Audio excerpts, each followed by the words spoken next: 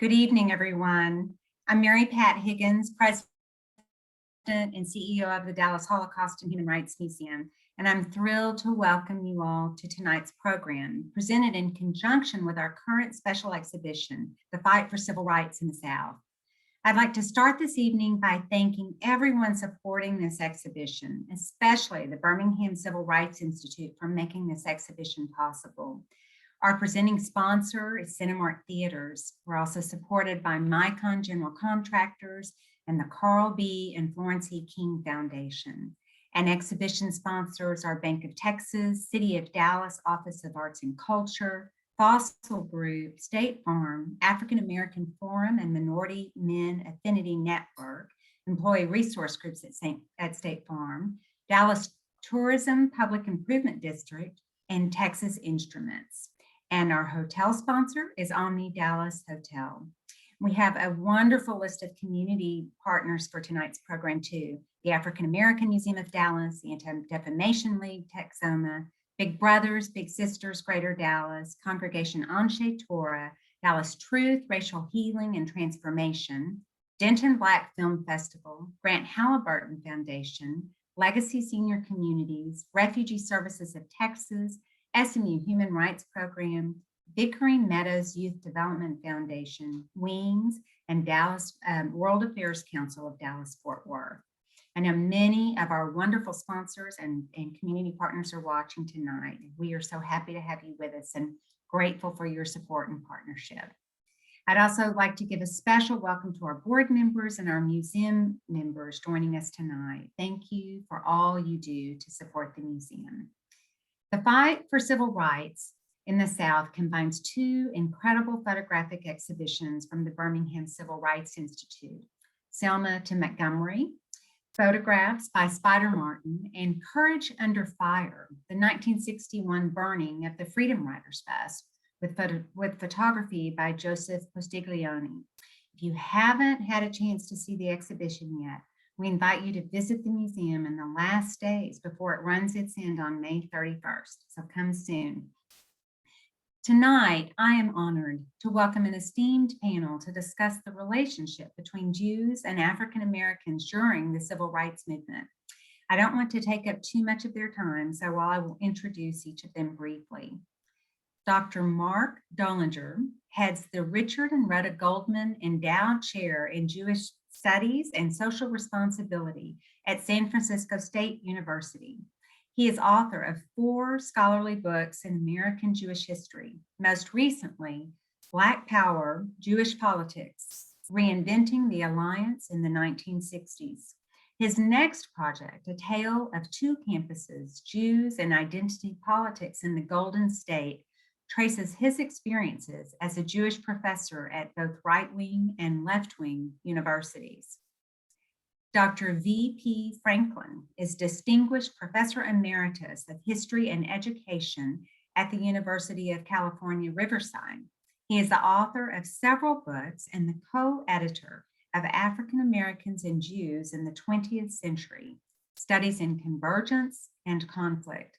His latest book, The Young Crusaders, The Untold Story of the Children and Teenagers Who Galvanized the Civil Rights Movement, was published in February of 2021. Dr. Susanna Heschel is the Eli M. Black Distinguished Professor and Chair of the Jewish Studies Program at Dartmouth College. Her scholarship focuses on the history of Jewish and Protestant religious thought in Germany during the 19th and 20th centuries, and she is the author and editor of several books on the topic. Dr. Heschel is the daughter of Rabbi Abraham Joshua Heschel, an active participant in the Civil Rights Movement. She has edited 2 volumes of her father's writings and has published numerous articles about his work. And tonight's conversation is moderated by Dr. W. Marvin Delaney, Deputy Director and COO of the African American Museum in Dallas and Associate Professor of History Emeritus, former interim director of the Center for African American Studies, and the former chair of the Department of History at the University of Texas, Arlington. He has published numerous scholarly articles and reviews and is currently completing a social and political history of African Americans in Dallas. We will have time for questions at the end of tonight's program, so please use your Q&A button at the bottom of your screen to type out and submit your questions, and we'll do our best to answer as many of them as possible. And now it is my pleasure to turn things over to Dr. Delaney and our panelists.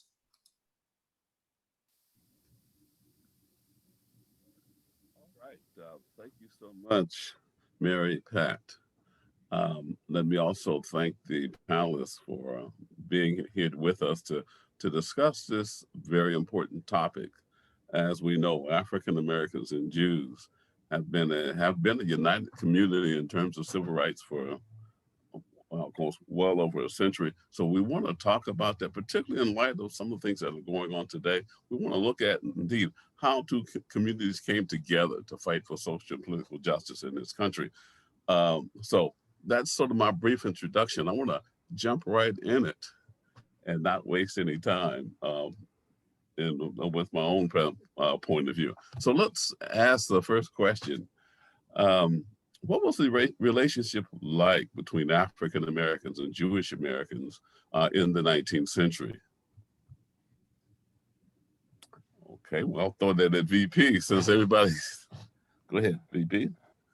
Well, there were a variety. There was a range of relations between Jews and African Americans in the 19th century. You had a small Jewish population in the South, and some of the Jewish farmers, landowners, etc., were slaveholders, just as there were some African Americans who were slaveholders, and so that was, and Native Americans who were slaveholders and stuff. So that was conflictual relationship, and you had some Jewish military personnel participated in this war on the side of the Confederacy, such as Judah Benjamin and stuff, and so that there was that kind of relationship associated with the slave regime. In the post-emancipation period, you still had small numbers of Jews in the South, where the vast majority of African Americans lived. I mean, it was like 90% of African Americans lived in the South before the 20th century. And the Jewish population was relatively small, and African Americans worked for Jewish families as domestics. They worked in factories, et cetera, that were owned by Jewish businessmen and stores and those kinds of jobs, and in some cases in farms. It was basically at the end of the 19th century and the beginning of the 20th century that you had the beginning of the movement of larger numbers of African Americans into urban areas, where you also had the large influx of Eastern European Jews coming into the United States. The larger percentages of Jews coming into the United States in the 19th century were from Germany. They were German Jews, but in the latter part of the 19th century and in the early part of the 20th century, they were from Eastern Europe and Russia and Eastern Europe. And so you had let me go to Susanna and for her perspective on how the life of Jewish Americans began to change at the turn of the 20th century. Mm-hmm. Well, first of all, VP, that was great. A great presentation. And one of the things that's striking about the arrival of Yiddish-speaking Jews from Eastern Europe was the shock that they felt. They were leaving behind Russia and pogroms, riots against Jews, and they came to America and they heard about lynchings and they called it pogroms. How can that be in America? This is supposed to be a democratic, free country. So they protested against it. Now, that's just one aspect. I think the story becomes perhaps more engaging for Mark and for me when we come a little bit later in the century. But I suppose we should also make it very clear that Jews were able to benefit from certain federal programs, for example, that following the Second World War, that it gave special grants for purchasing a house in a suburban area, etc. And returning Black soldiers from that war didn't have that opportunity because they were Black. So Jews had the opportunity because they were white. There were still restricted areas, as we know. I once lived in Cleveland, and Shaker Heights wouldn't allow Jews or Blacks in that area. Fine. But for the most part, Jews could benefit from being white. But Mark, I'm sure you want to chime in on this, please. Yeah, thank you. Yeah, I appreciate it, and great to be here. Thank you for the invitation. My career thesis basically argues that American Jewish political culture tends to follow the culture of the dominant society around them. And I think especially, as we're going to sort of get into the contemporary period, and especially when we look at questions of whiteness and privilege, I think it really does animate what VP was saying, that in the 19th century and in the 20th century, it's been all over the board. If you are enjoying status as a white person and you are privileged and you're living in the colonial period and you're a man and you're in the South, you're going to own slaves as part of what it is to be an American for you.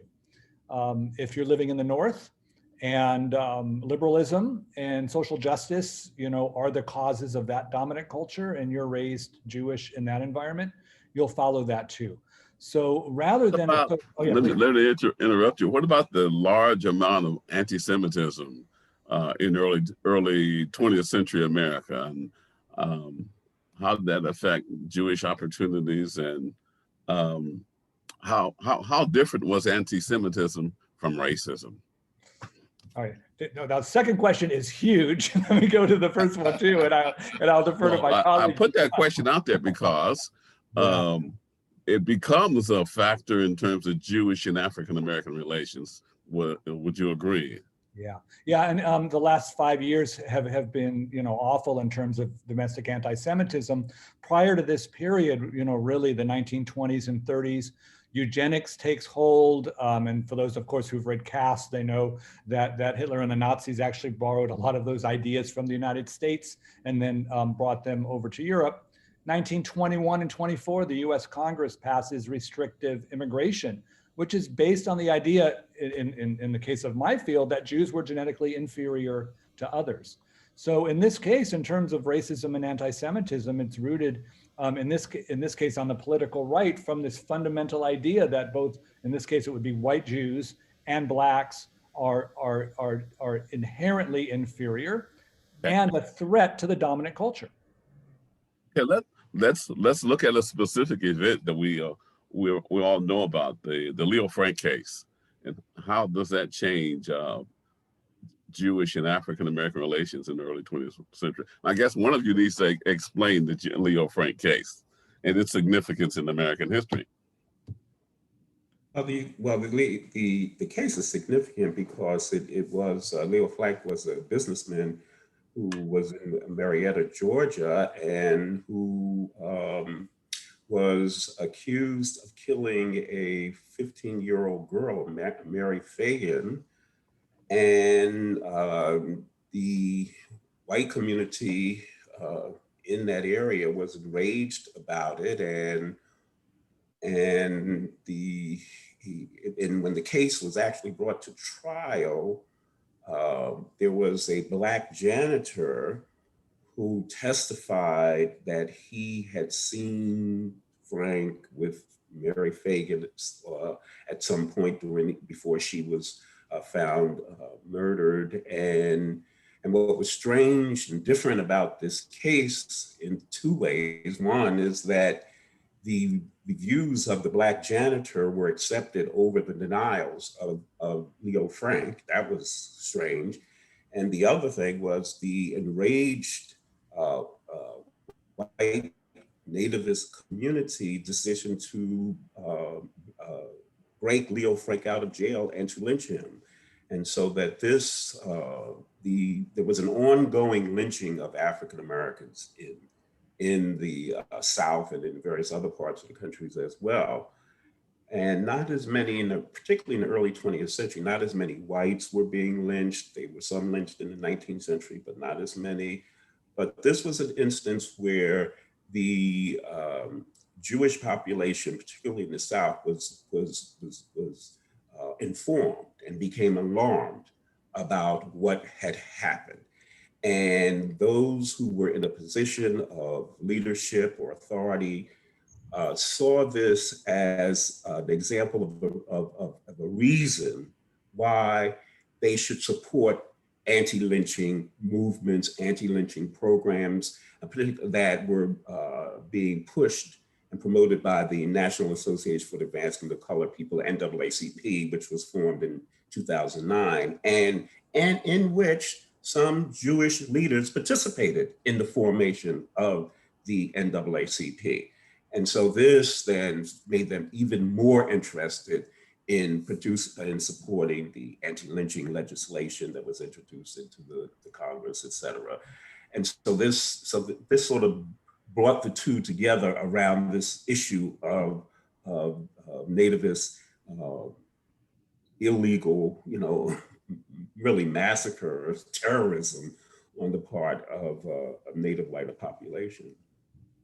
Mark, you mentioned in our previous conversation and the previous time we got together about the difference between Northern Jews and Southern Jews in their approach to racism. Yeah. So on the surface, it's going to appear as if Northern and Southern Jews are going to take opposing positions. That is to say that the civil rights workers who were heading south to march were almost all Northern Jews, college students. And the Southern Jews were, quiet voices is the name of the book that's sort of written on this story, right? At best, working quietly, and at worst, actually part of the same structures of racism that the civil rights movement was fighting against. In my research, though, I actually came up with a more subtle argument, which is to say there's a lot more similarities between the regions, white Southern Jews and white Northern Jews than we would have thought. Because, and just taking from the Leo Frank, right, even as a post-war civil rights movement begins, the lynching of Leo Frank is in the lived memory of many Southern Jews. The conditionality of their white privilege was shown to them in that particular episode. So many of them were living in small towns and were predominantly in business. So whichever side they take in the civil rights movement, the other side is going to boycott. And as we know, there were church bombings and there's synagogue bombings as well. So if you're a Southern Jew, you're navigating all of that when you figure out if and how you want to enter the movement. Northern Jews, and maybe we'll get to this a little more later, a decade after the civil rights movement in the South, it comes to the North. And we find that white suburban Jews are behaving in a lot of ways that look more similar to where their Southern neighbors were before. Yeah, I would like to add a few points here. First of all, the 1924 ban on immigrants is affected also Asians, and that shouldn't be neglected. So Jews were viewed as genetically inferior, as Mark mentioned, but so were Asians. I also would say that the range of views that VP pointed to, I would say is significant. That is, and Mark has also said, North, South is really not necessarily the dividing line. I actually read, by the way, that 10% of all the bombings in the South were of synagogues. I'm not sure if that's entirely accepted by historians, but that was striking to me. And there were, of course, also some Black churches that didn't like the civil rights movement. But a lot of these views and attitudes toward racism were determined, and I think we're all saying this, not just by whether you're Jewish or even where you live, but what your socioeconomic class is, where your interests lie, who your community is, who are your friends, because so many of us find that we have political views that are then, let's say, bolstered by our friends, and we tend not to socialize with those we disagree with. And that lately there's been a lot written about the Thanksgiving dinner. There are problems also like this all over, North, South, with Jews as well. What's interesting to me, though, another issue, just to broaden it, is the question of money. That is, we're not talking only about slave holding, we're talking about a slave economy. That is the economy of not only of the United States, but certainly also in Europe and elsewhere. Slave plantations in the Caribbean produced great wealth. Where did that wealth go? Well, it was transported to the US, it was transported to Europe. And it enabled the building, as Craig Wilder has pointed out in his great book, Ebony and Ivy, it enabled the building of colleges and universities in this country. One might also ask about the incredibly beautiful synagogues and churches that were built in this country. How did they come about? There's some amazing ones. And I think now, for instance, of Temple Emmanuel in San Francisco, very beautiful, or the Plum Street Temple in Cincinnati, Central Synagogue and Emmanuel in New York City, etc. Those were built at great expense. Where did that money come from? Well, perhaps some philanthropists donated money. Well, how did they make their money? Et cetera, et cetera. The point is that America was not only a slave-holding country, it was a slave economy that built the basic foundations of many of our communities and institutions that we value very much in this country, and let's consider that as well. Yeah. Go ahead. Yeah, I was going to jump in on Susanna's point. As VP was talking about the Central European Jews in the mid-19th century, and then so many more Eastern European Jews arrived in the late 19th and early 20th. So many went to work in textile factories in the New York City area. And normally we see that story as Northern immigrant, mostly women laborers, without understanding that all this textiles coming from cotton, which is coming from the South, which is coming from sharecropping, and all of a sudden we see complicity in the system. Of course, it's one very, very large system. But I want to just mention perhaps a wonderful article that I love to teach by Natalie Z. Davis, one of the great historians of our day from the University of Toronto. She talks about a Haggadah, a Passover Haggadah that she found in the library, the Rare Book Library, that belonged to a Jewish family in Suriname, in the Caribbean. It was a slave-holding family. It was their Haggadah. And she asks, what does it mean to sit down at the table on Passover at the Seder and talk about our liberation from Egyptian slavery when we ourselves or that family own slaves? But I think the point of this larger slave economy is just to talk about the foundations of what we call modernity, built on slave holding, yeah. Slave economy. Let me take us back to civil rights. Let me take us back to civil rights. You made the point that a lot of people participated in the movement based on who were their friends and their socioeconomic background. Yet, we find from the research that it's primarily Jewish Americans among whites in terms of the proportion of of Jewish Americans in the movement as compared to WASP. And so I guess the question is, why Jewish Americans were more engaged and involved in the movement than WASP?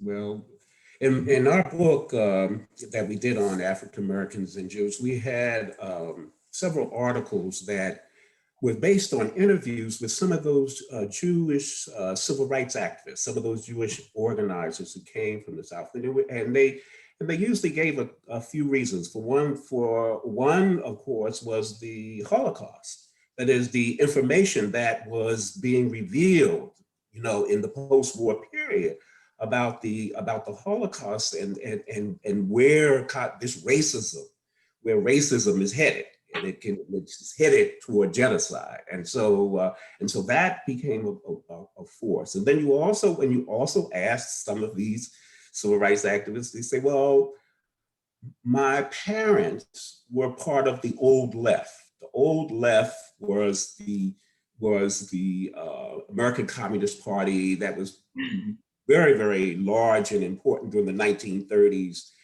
And the children, and so the children of these Jewish communists were sometimes referred to as red diaper babies. Red diaper babies. Those were already aware of racism and oppression and saw this as something that they should participate in. So they actually said, this is what they said. They said, My family was old left, and they were into anti-communist. They were into anti-racism activities from the 1930s, particularly in the American labor movement. Many of them were labor organizers, their parents, and sometimes their grandparents. And so that's how that sort of served as a basis for them entering the civil rights movement. Because they said that this became part of a tradition that is a moral or ethical tradition of helping those who are oppressed, and that they learned this from their families, from their relatives, et cetera. And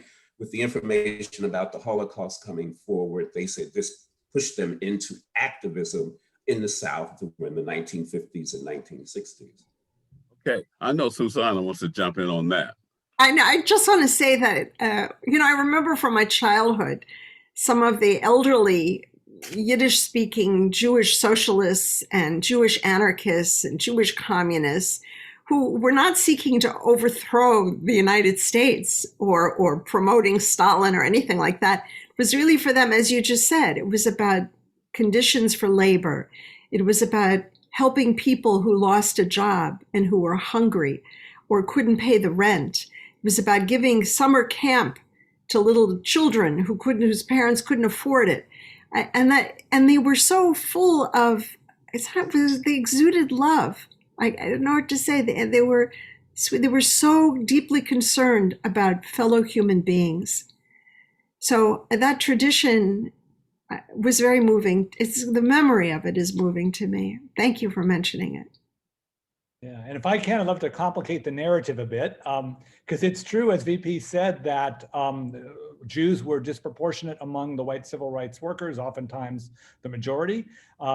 And it's also true that the number of red diaper babies, and Jewish anarchists were relatively small, really small compared to the overall population of American Jewry. And really, I think what's been happening a lot in history, at least the last 50, 60 years, is folks are kind of reinventing or reimagining a mythical past and using that excellent question as their launching pad. And I typically get three responses, and VP's covered two of them. White Jews and Blacks have a common history of oppression, therefore they would join. Blacks and Jews have a common experience of marginalization. That's the sociology argument, so they would do it. And of course, for Susanna's father especially, Judaism demands it. It's a theological, except that the history of American Jews and the history of Blacks in America couldn't be any more different. Blacks have suffered slavery and institutional racism. Jews moved fairly quickly up the ladder. The marginalization, and I rely here on my colleague, Professor Eric Goldstein, who notes that the alliance doesn't occur till after World War II. It doesn't happen until Jews have actually sociologically moved to the center of American society. And Susanna's dad is one of the rare theologians who saw this as a Jewish issue. And it's sort of inverted. They're mostly socialists and communists, please. Well, look, I both agree and a little bit disagree. A little bit disagree because already we see in the mid-19th century, when the German Jews arrive. Not that many of them, but okay, they come over. And there we see again something mixed. Remember that David Einhorn, who was adamantly anti-slavery in Baltimore, had to flee for his life because he was so outspoken. So there are voices like that. And I agree, we shouldn't blow it into some big thing about how great Jews are. Fine. There were plenty of rabbis who were opposed, who wanted slaves, supported slavery, including Morris Rafal in New York City. Okay. But then, then there's the Yiddish press. Hassi Diner's written about that, talking in very strong terms against racism in America. But how much of a voice did Jews have anyway at that point? When you're talking about the Russian Jews on the Lower East Side living in slums, what are they going to do? But then, of course, the NAACP that VP mentioned, the founding of it, and there were Jews involved with that too. So I don't think it's just post-World War II. There is something there. And I would say that while I don't want to see it blown out of proportion, I agree with you, Mark. On the other hand, I guess what I would make 2 points. Number one, the civil rights movement made the possibility of democracy in this country, because before that, there was not a democracy. If you were Black, you couldn't vote. That's not democracy. So the civil rights movement is the great moment for America for that reason. It made democracy possible. And people don't want democracy today. You know that, our fellow Americans. And they're eviscerating the Civil Rights, the Voting Rights Act. And the people don't even say it explicitly. We don't want democracy. That's something else we should talk about. But the other thing is the civil rights movement is something that can inspire people. So even if people may exaggerate it this way, that way, you know, does it matter if the exodus from Egypt didn't happen? If God did not create the world in 6 days and rested on the seventh? If the Sabbath is just some human idea? Okay. You know, sometimes something uplifting can help us become better human beings. And boy, right now we really need that. So I agree with you about the history, but I think sometimes what you call myth or inspiring stories, they're good for it, good for the soul. Yeah, but there's also, Mark, we also have to recognize that there were the attacks on the rampant anti-Semitism and the attacks on Jews and on Jewish buildings and institutions.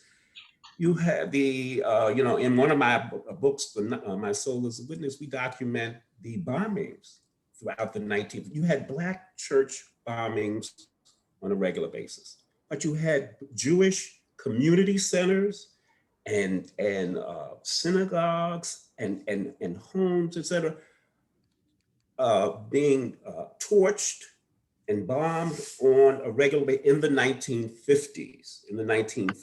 So this was like a weekly occurrence in the 1950s.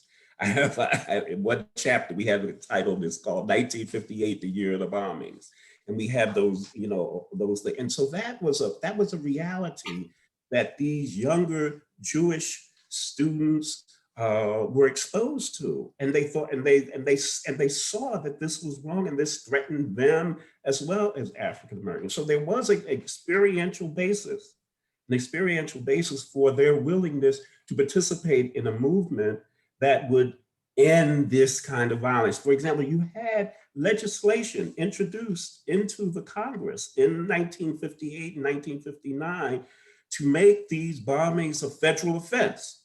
Bombing a church, bombing a school, or other institutions, it was blocked every time by the Southern Democrats. But this was put forward by Jewish members of the Congress, supported by Jewish members of the U.S. Congress. And so that there was an experiential basis for Blacks and Jews coming together in the 1950s and 1960s to deal with the racism, to deal with the violence, to deal with the oppression. Now, if their interests diverged afterwards, you know, that's because situations had changed. The experience has changed. It's sort of like the Ocean Hill-Brownsville incident in New York City. And that was an experience that changed the tenor and the nature of relationships between African Americans and Jews in New York City. Before we go that far. Well, that was because Shanker manipulated it. But I'm just saying before we go that far, let's effect. look at Cheney, Shorter, and Goodman before we go that far. Wait a minute. I want to say, Marvin, I just want to say one thing about this. Okay. You ask about anti-Semitism, which is something that concerns me greatly, and I write about it a lot. But I also want to say that when it comes to something like Jews being involved in the civil rights movement, or right now being concerned with the racism in America, has nothing to do with anti-Semitism. In other words, I live a wonderful life. I'm a professor at an Ivy League university. I have a family and so on. I don't need to suffer to be concerned about the suffering of other people. It doesn't matter if I've never been attacked by an anti-Semite. It doesn't take that for me to be concerned about another human being. And I always say that to my fellow Jews. We live very well in America for the most part. We're all nervous because anti-Semitism is on the rise. But I can live a wonderful life as we do. And still, nonetheless, I have an obligation to care about other people And so anti-Semitism isn't to be called in as a motivation. That shouldn't be the motivation. But Oh, It's a that's also moral the obligation. motivation for Christians as well. So go Christians, ahead. there are Go ahead, Christians VP. who believe that it is there, that they believe the tenets associated with the Sermon on the Mount, and that it is their job and to help the poor, to help those who are oppressed. That is a Christian doctrine as well. And so they don't necessarily need to be oppressed to practice Christianity. And the problem is that does not, that does not occur. But that the doctrine that you have outlined there also applies to certain, to at least my I particular realize. version of Of course. Christianity. Yeah, absolutely. Susanna, what I was referring to, though, is some of the historical analysis, historical interpretation, historiography that Jewish Americans got very involved in organizations like the NAACP, the Urban League, and other organizations for social justice because of some of their earlier anti-Semitism in this country. So I appreciate your analysis that they didn't have to be involved in it because of anti-Semitism, because it's the right thing to do. But in our country, and again, we've already sort of referred to it, people don't get involved in something unless they can get something out of it. And again, we look at all the various social justice movements in our country back to the abolitionists. Indeed, the abolitionists did it because of their social consciousness, their belief in that God was in every human being and that everybody deserves social justice. But as I said, some historians, and I won't call any names, have indeed tied the presence of Jewish Americans in the NAACP, in fact, helping to fund it, and so on, as a result of that Leo Frank case. And as you've already pointed out, the post-World War I, racism, anti-Semitism, nativism, the development of the Ku Klux Klan in that period that specifically, of course, went after Jewish Americans and African Americans and anybody who was not a so-called, native-born American, whatever that is. And I'm sorry for my little speech, but let us talk about Cheney, Swarner, and Goodman before we get into anything in the present. Some historians, again, interpret Cheney of the killing of Cheney, Swarner, and Goodman as a turning point in the civil rights movement. How do the three of you see that particular event? Turner and Goodman, the two white Jewish men who were murdered along with Cheney, are brought up in almost every civil rights talk I give, right, when it comes to the Q&A. So in terms of the depth of the consciousness in the American Jewish public today, at least, from the hip, from what I'm getting, it's huge and it's deep. As I read it, this is about what is the cost if you're white and Jewish and you choose to fight for racial justice. If you sort of cross that line, right? And the moment those two young men were murdered for having made the decision to fight for racial justice, it sent a message not only to the Jewish America, but to white America too. If you think you are going to help and be an ally, you could die. Let me do something that I should have done in the beginning. VP, why don't you tell us about Cheney, Swarner, and Goodman and the significance of their murder in Mississippi in 1964? It was on the eve of Freedom Summer. See, that's the background, the important event where the leaders of SNCC, the Student Nonviolent Coordinating Committee, had decided that they felt that they should bring in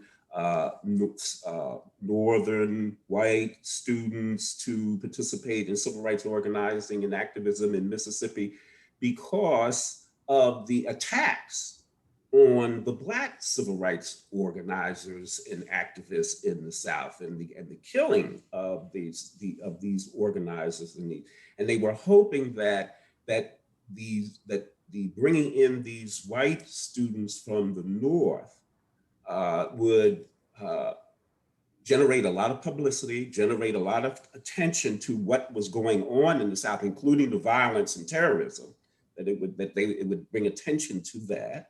And at the same time, it would focus on, it would give them additional resources to engage in new and different activities, such as political organizing and the freedom schools and the freedom houses that they opened up in the South. And so they recruited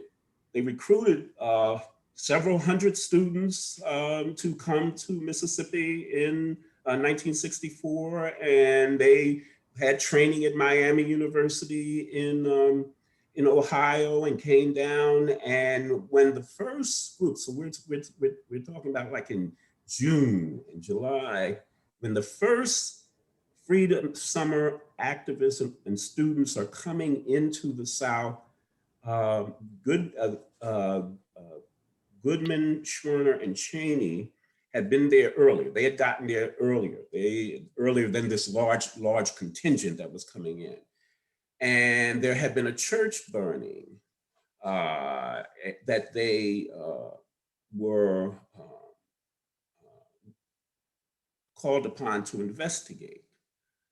And then, and as far as, you know, so they went to this town. I forgot the name of the town. The town is, well, it's a horrible Mississippi town.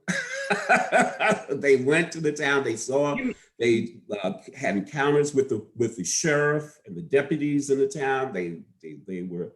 Was it Philadelphia? Wasn't it Philadelphia, Mississippi? Philadelphia, Mississippi, in Neshoba County. Yeah. Neshoba. And it Neshoba, was. I was thinking of. Now keep in mind, I'm from Philadelphia, so, so it's you know, senior moment. You say. And it wasn't it Bob Moses who was handling SNCC in Mississippi at the time? Yes, he was the leader of SNCC at the time, and he was one of the ones that was, you know, that put forward this Freedom Summer campaign, this project of bringing these young people to the South. And the three were encountered the police, and then all of a sudden, after they had this encounter with the local sheriff, when they were investigating this church burning in Philadelphia, they disappeared. And that was really bad, because the young recruits were just coming in, were just arriving in Mississippi, and these three civil rights workers disappeared, and there was a massive manhunt, a massive search. The FBI was involved. I think there's a movie or something that, you know, that has been done around this as well. And their bodies were eventually found in August. Weren't found in August until they had been killed, and about 20 people were subsequently tied to the disappearance and the murder and stuff, but all of them eventually got off. And so this was just a terrible incident to begin their Freedom Summer campaign, voter registration campaign in the South. Susanna, you're looking restless, like you need to say something.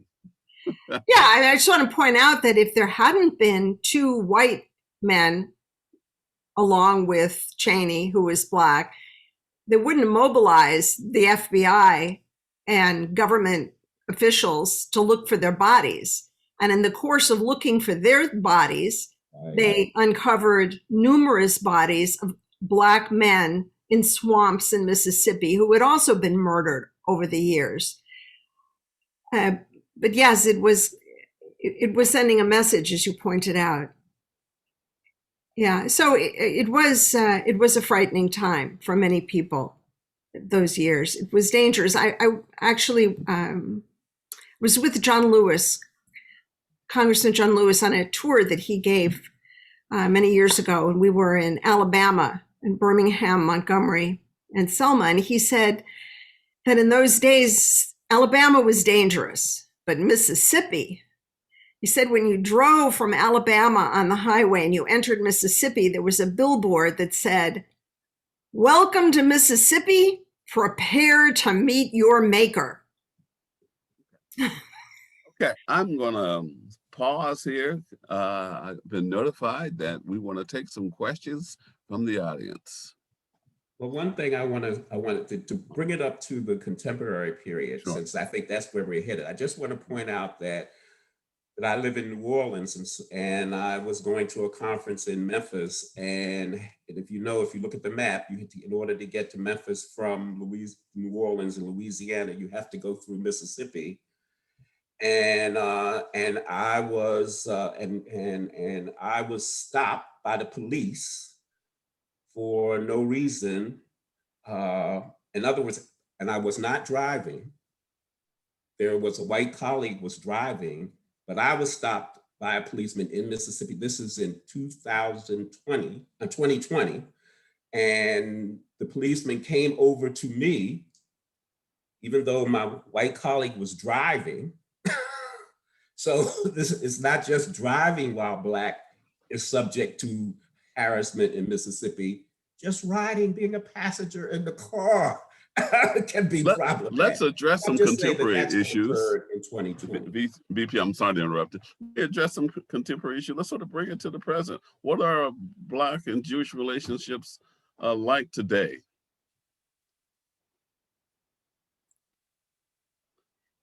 Well, one of the things that Mark has pointed out in his book, which is very important for everybody to read, is that the Black nationalist movement that began to develop in the 60s had an impact on Jews and the development of Jewish nationalist feelings. And Black studies got established at universities, and then Jewish students thought, well, we'd like to have Jewish studies too. But Mark, perhaps... Yeah. Thank you. And before I get to that, I want to even complicate our vocabulary because of Black Jews. I've always used the phrase Black-Jewish relations. Of course, we have Jews of color. The latest Pew study that came out last week shows among the younger cohort, it's 15% of American Jews identify as Jews of color. And to have Black-Jewish relations, when you're Black and Jewish, right, assumes that Jews are white. So, so with that, and in that spirit, things are often a lot different than we imagined and thought. Traditionally in the historiography, the rise of Black power, Black militancy, Black nationalism, a lot of anti-Israel and anti-Zionism, even at times anti-Semitism, was seen as the end. And the split between these two communities that would hopefully one day get healed. I discovered the opposite. I discovered that these white middle-aged men who ran these national Jewish organizations, even at the time that Susanna's dad was, marching arm in arm with Dr. King, they understood systemic racism. They understood the limits of white Jewish liberalism. And they called out publicly, the time will come when Black autonomy depends on Black-centered leadership. And white Jews can help, but at a certain point, step back. And in one famous article said, anti-Semitism is coming from the Black community, like get ready for it. And as Susanna, I think, maybe intimated, white Jews have done very well by and large in this nation, and the existence of the anti-Semitism that did come from some in the Black community was not having a sociological impact. And then I discovered when sort of Jews left the civil rights movement, and we're told to sort of, okay, if Blacks are for Black power, and we also had the Mecha Chicano movement, and we had American Indian movement, second wave feminism, the Jewish version of this. All right, so if we meaning white Jews are not going to help Blacks in the South for civil rights, let's help Jews in the Soviet Union get civil rights. If Blacks are going for Black nationalism, we need to go for Jewish nationalism. If there is an Afrocentric movement to rediscover one's roots, right, then Jews need to become more religious as well. And I joke, a lot of kids became so kosher they wouldn't eat in their parents' home anymore because the food wasn't, prepared strictly enough. And this sort of flips and turns upside down a lot of our assumptions. We go to questions to the audience or from the audience. Let me put this question out there. It seems to be widely accepted that the civil rights movement was sort of a golden age of Black Jewish relationships. That fact that relationship was probably from the post-World War II up to the 1960s. So do you agree with that description of that period, or was this period not as distinct or as ideal as it is often made out to be. Okay, and all of you can touch on that one. I'd be curious how Susanna thinks about that. Yeah. Do I see it as a golden age, so to speak? Well, as I said before, this is the time when America finally faced up to whether it wants to be a democracy. Does everyone get a vote, or is vote to be suppressed? And that's what we're facing again today. So that's what the civil rights movement was about. Is America a democracy? In addition, I would say it's also an ecumenical movement. And certainly my father's relationship with Dr. King has inspired a lot of people. It was a very wonderful, beautiful relationship, a spiritual one that was deeply religious and founded on the Bible. And I know that there are many people who like to look at history solely in political terms, but I think we also have a religious history that we need to think about. And for my father, the civil rights movement was a religious movement. He spoke in very passionate terms and a very loud voice against racism in a very strong way. And he was deeply, deeply imbued with the spirit of the Bible and with Jewish tradition and Jewish theological tradition. And for him, racism was absolutely anathema. He called it Satanism, unmitigated evil. It was the opposite of being religious, the absolute opposite. So his passion certainly came through in his speeches and in his relationship with Dr. King. And I think that in itself is something for us to consider as historians. I think that the religious aspect of the civil rights movement is often neglected, and that's unfortunate. And I also think that the point that you made earlier, and that I think Mark made the point that the highest percentage of whites who participated in the civil rights protests and movement and stuff were Jewish. And so so if you're going to, a golden age is, in terms of numbers, you could just do it in terms of numbers, Yes. That was, they were, But the problem is, what do we do with the golden age? And a lot of people, when my father went to Selma, nobody was interested. 15, 20 years later, Jews got very interested, and they take the photograph of my father marching with Dr. King and they put it in their textbooks and so on. Fine, but what do you do with that picture? It's not a picture to say, look what we did. That's what I think Mark and I find highly objectionable. I say, you don't have the right to that photograph, to display that photograph, unless it's challenging you to do the work against racism that we need today. What does it mean to look at the march in Selma and not care that the Voting Rights Act is being eviscerated? That people are losing their right to vote, especially Black Americans. If you don't care, how can you care about Selma and not care what's going on today? So don't use that photograph if you don't care. And if you do care, then you do something. And for my father, it was always about, what are you going to do with it? What are you going to do with your inspiration?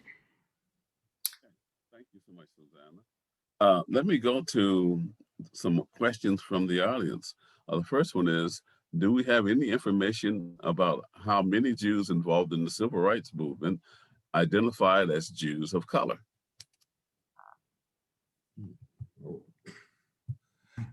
I don't know. I haven't. The Jews of color that I know, that I've interacted with, that I have friends, were Ethiopian Jews and stuff, and so they were not. So I'm not familiar with that is, they weren't born in the United States. Let's put it that way. They were Jewish, fact, most of the people of color, but they were not born. Black Jews I know are from Ethiopia. Yeah. Right.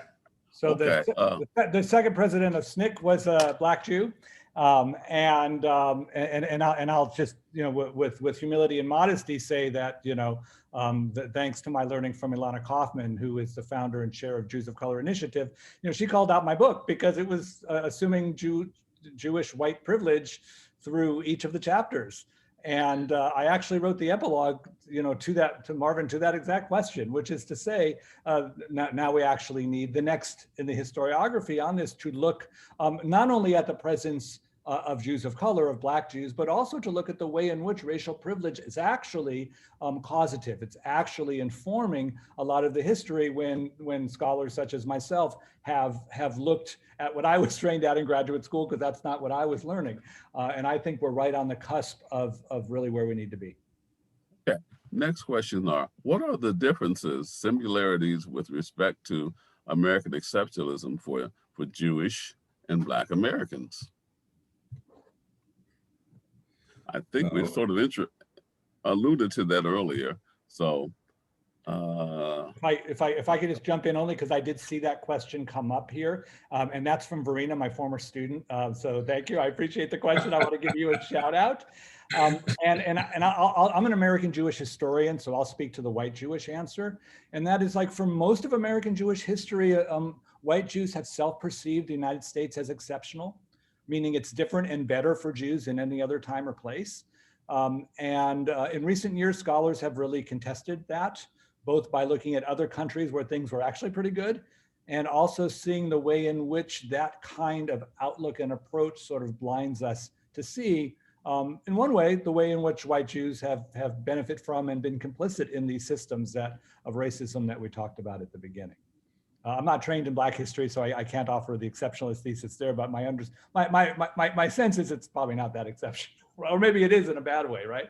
Well, no, you have African Americans from the era of slavery looking on themselves as a chosen people. So that was their identification with the ancient Hebrews, with the Bible, with the information that they got out of the Bible, who they were people, who they learned that they were people who were enslaved, and they prayed to God, and God delivered them from their enslavement.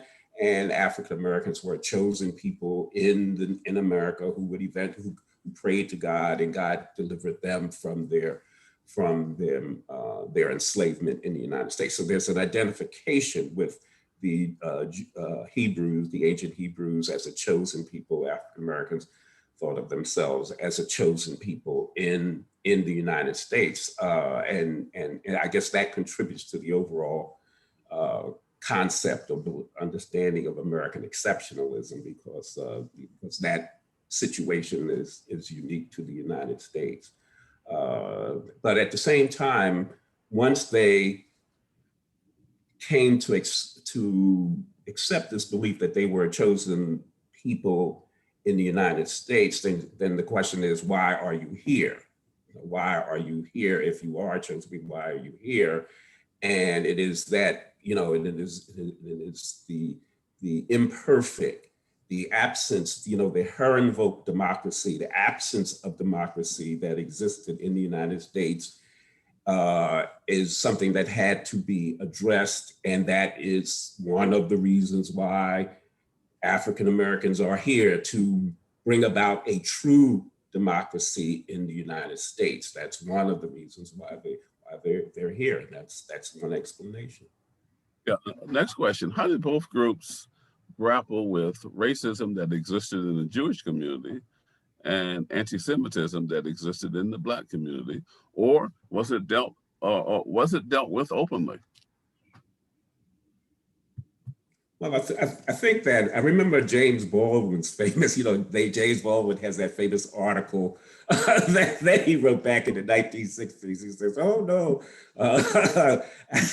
African Americans, Black people aren't anti-Semitic, they're just anti-white. So that to the extent that Jewish Americans act like Native Americans, white Americans that are acting in racist, treating African Americans in a racist fashion, that they aren't any different than other white people. And so that it's really not anti-Semitism, it's really anti-white because of the discrimination that they get from white people in general in American society. So Baldwin made that point back in the 1960s. Perhaps it's a moment just to invoke the term intersectionality that was developed by Kimberly Crenshaw, a law professor at Columbia, to talk about the ways that sometimes the bias is against me as, let's say, as a Jew, and sometimes against me as a woman, and sometimes the two come together, and it's not quite clear which it is, and then maybe it's both, and maybe one strengthens the other. One doesn't know. But I think one of the points that Baldwin and others have made is that if you're Black and you're living in a precarious economic situation, and the person to whom you owe your rent is white and Jewish, of course you're going to be resentful when he says, I'm going to evict you if you don't pay. Do you hate the person because he's white, because he's Jewish, or because he's the landlord with the money and you don't have the money and he's going to do something awful in your life? So that was one of the points that Baldwin was making in that article. But I think sometimes Jews assume that it's just only because they're Jewish. But each one of us occupies many different statuses, and they all come together, and we need to be careful when we analyze. When I analyze for sexism, is it the sexism? Is it the end? I don't know sometimes what entirely is going on. So we need to see that it's complicated and that one reinforces the other. And for me, when I read that Baldwin piece, I think, white Jews enjoy the privilege of being white, and there's a lot of good stuff that comes with that privilege. And I think what Baldwin is reminding is that there's a cost to whiteness too. And for those who enjoy it, it's probably a good thing to think about where those intersectional lines between Jewish, white, gender, and the rest go. Marvin, on your original question on Jews and racism, there's always been Jews fighting racism historically, and I think probably disproportionately, as we sort of developed. And I think since the murder of George Floyd, it's been an entirely new dimension. Now, I'm an historian. It's going to be next week a year. But that said, I can say, at least in my studies of the 50s and 60s, against what's happened in the last year, in terms of the number of protesters, and even now talking about white Jews, generationally, cities, towns, no central leader, organized by social media, and the number of Jewish organizations that are pausing to interrogate the way that their whiteness is, well, first of all, excluding Jews of color from their own religious community, and then second, the ways in which we're operating in the larger systems. Of course, we're going to have years and years to figure out what the legacy of that is. But I and maybe part of tonight's program is also sort of inspired by this renewed interest in white America to this topic. And here's a real contemporary question. How do you think the study of this period would be affected by taking studies of racism out of public school curriculums, as some states are proposing? I don't have a very happy view of the present day and the future, and I'm very worried about what my children are going to have to experience in their lives. Because I actually see all over the world what I would call Hitler envy. Neo-Nazis and people who are simply authoritarian dictators and people who are anti-democracy. I see a tremendous rise of anti-Semitism and racism, hatred of people, efforts to control human beings' lives, these new anti-abortion laws in Texas, for example, 6 weeks and so on, control a woman's life like that. This is terrifying to me. Our capital was attacked, and McConnell and McCarthy don't want even an investigation of what happened. Had that attack been undertaken by people from another country, of course they would investigate. And I can just imagine the kind of horrible things they would be saying if a certain non-American citizens had attacked the Capitol. But I'm very worried about what's going on. The civil rights movement may have been a golden age, but boy, that's long past. I don't see that. I'm very afraid that we're losing commitment to democracy. And that frightens me dearly. And even the people who were most benefited from democracy are turning against it. And I don't understand this. I don't understand why they want authoritarian leaders, dictators. What do they think? What do those dictators want? You think they want the good of the people? No, they want their bank accounts. They want money for themselves. That's why they're in it. I don't understand what's going on in this world of ours. Why are there so many dictators all over the globe? Why are we moving in that direction? I think we have to look at the economic situation globally. If this is happening globally, if these kinds of things are happening in all these different countries, we have to look at something that's happened with late stage capitalism. And we talk about the money. It's late stage capitalism that's causing these problems. It is the inequality, Yes. the inequalities that exist in all of these capitalist societies. That, where, and they're trying, and so you have the wealthy elites trying to maintain the inequality, and people who are impoverished by it who are either protesting or they're being lied to.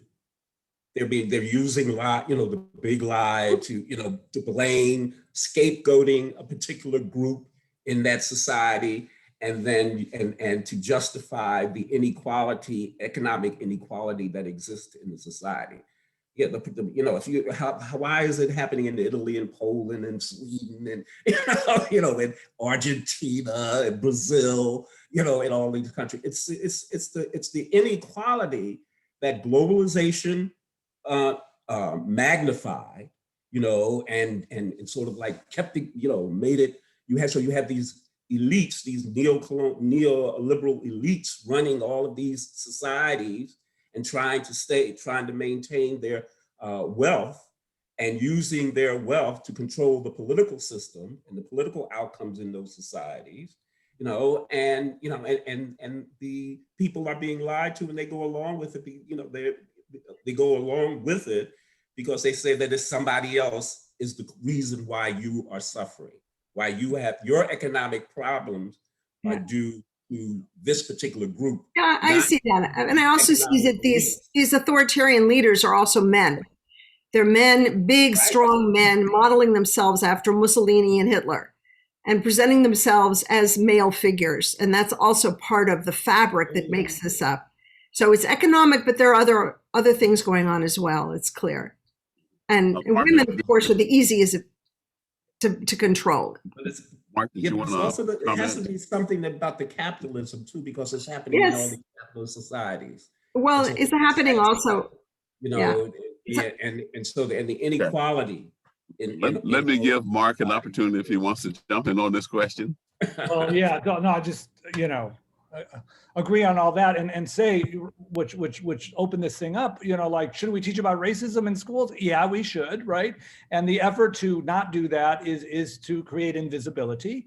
And I actually went back to one of the most brilliant Saturday Night Live sketches. It was a Saturday night after the 2016 election, and they're reviewing the evening as one discovers Hillary lost and Trump won. And all of the white comedians are shocked every 2 or 3 minutes in the broadcast. And the black comedians are sitting in the back totally unfazed because none of this is surprising, which to me dramatizes where levels of education and consciousness are. So this notion of not teaching racism is really trying to create a group of white Americans as oblivious as possible to that. Yeah. Okay, last question. What strategies can we employ today to come together across differences to fight for racial equity? Well, I'm involved in movements for reparatory justice. The damage that has been done by capitalism, by the pollution, the inequality that exists. It's not just an issue of cutting down on the amount of pollution that is put in the air, the water, and the land. It's not just a matter of stemming that or stopping that flow.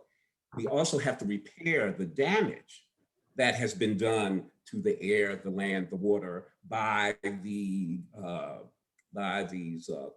corporations, these multinational corporations, et cetera.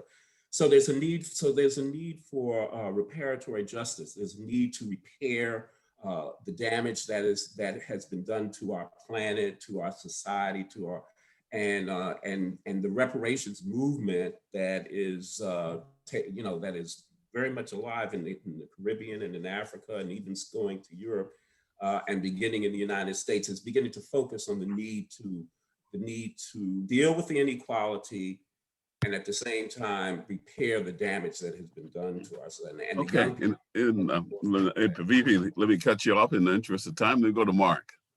Okay. Center and amplify the voices of people of color. And I'm speaking now as a white Jewish man, to other whites certainly, which is to say that we need to pause first. Just stop, engage in some reflection, self-reflection. There's lots of stuff now all over the internet to do a whole lot of learning. And then when it becomes time to act, do active listening to folks who are living what it is that we are trying to understand. And rather than go to a self-defensive knee-jerk response, which is, happens a lot, just imagine that the person you're talking to knows what they're talking about. And then it's to understand that this is systemic, and the response to systems is systemic change. The response is not, sadly, even changing a law, because as Susanna pointed out, we can spend a decade and so much effort to get a Voting Rights Act, which then can get eviscerated. So we need, and I tell folks, I said, if you're a professional, whatever professional association you're in, whatever hobby you have, go to some place you already love and dive in there to figure out how you can deal with the structural racism, because that's probably, the most natural place to begin. And Susanna, you get the last word. Well, I agree with the VP and Mark and everything you've said. I would just add that I worry that there's too much resentment and anger, that we need to address that and rid ourselves of it as a society. I find it in individuals and in groups. I think also we are more, I am more than my political opinion or theological viewpoint. I actually change my mind frequently when I meet someone and we have a discussion and they convince me. So I am not my politics, and yet too often we say we see someone, we disagree with with their viewpoint, and we hate the human being, we hate the person. That has to stop. Okay, and then I should want to say, from a religious point of view, to me, the prophetic tradition and the religious tradition that inspired so many people, Jews, Christians, white, black, in the civil rights era, and what inspired me in my life was really what it is to be a human being, to care for other human beings, to be committed to justice, to live for principles beyond the satisfaction of my own personal life, but to live to make life better for other people. That's what it is to be a human being. And that's what ultimately gives us satisfaction. And that's, I believe, what has driven human beings from the very beginning of time, actually. That's what life is about, giving to others, trying to make reconciliation, overcoming differences and hatred in one's heart and how one acts. So I hope that there's pervasive anger and resentment in this country. I hope we can overcome that. I hope we can come together, and I hope we can be unified and be governed by the spirit that, for me, Dr. King's spirit inspired my life. So I hope that we can convey that to one another and live in his spirit. Let me thank all of you. This has been a very spirited and informative conversation, and I'm going to turn it over. Thank you so much. Sure. Thank you so much to Marvin, Mark, Susanna, and VP. I think if there's one thing we all got from tonight's conversation, it's that it's not a single narrative. It's not a straight line. There's a lot to talk about and unpack there. And I think we spawned about 8 other program topics that we'll get working on right away. But we sincerely appreciate all of you for giving your time and energy and space to us tonight. We appreciate all of you for watching. We hope to see you at the next next program tomorrow evening, actually, we'll be hosting a conversation about racism in America, featuring voices of Asian Americans. So we hope you'll join us for that conversation as well, really highlighting that individual perspective on that issue, which of course is also top of mind at the moment. So thank you again, everyone. Have a great evening, and we will see you next time. Thank you. Goodbye, Dallas. I miss you, Dallas. All right.